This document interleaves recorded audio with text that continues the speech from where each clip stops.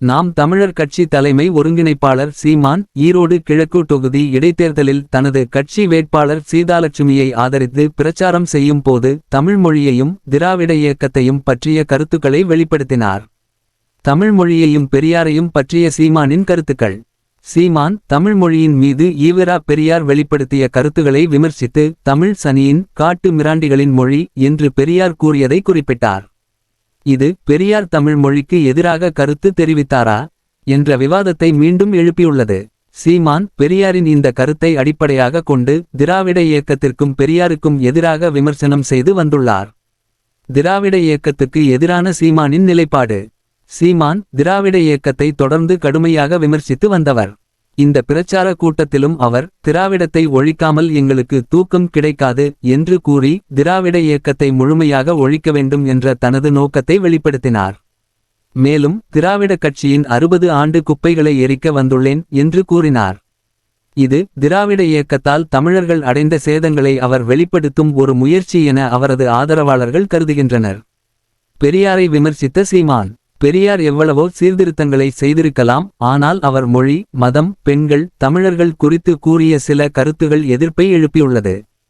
இதனை அடிப்படையாக கொண்டு சீமான் பெரியாரை கடுமையாக விமர்சிக்கிறார்.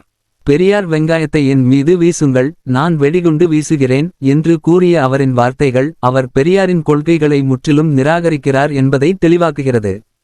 தமிழக அரசியலில் திராவிட இயக்கத்துக்கு எதிராக நாம் தமிழர் கட்சி திராவிட இயக்க கட்சிகளுக்கு மாற்றாக தமிழ் தேசியவாத அடிப்படையில் செயல்படுகிறது.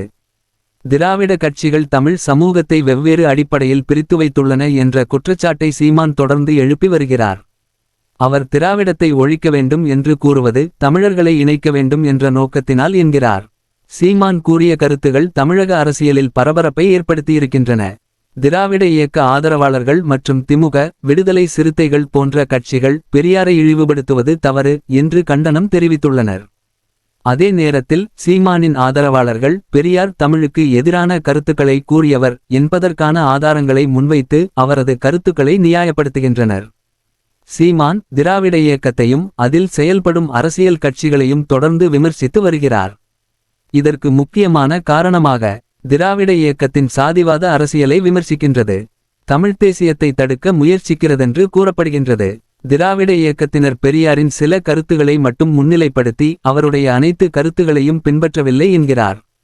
சீமான் திராவிட இயக்கம் மற்றும் எதிர்கால அரசியல். தமிழக அரசியலில் தற்போது நாம் தமிழர் கட்சி ஒரு முக்கிய சக்தியாக வளர்ந்து வரும் நிலையில் சீமான் தொடர்ந்து திராவிட இயக்கத்துக்கு எதிராக வலுவான பேச்சுகளை முன்வைக்கிறார். இது அவருக்கு ஆதரவாளர்களையும் எதிர்ப்பாளர்களையும் அதிகரிக்க செய்துள்ளது.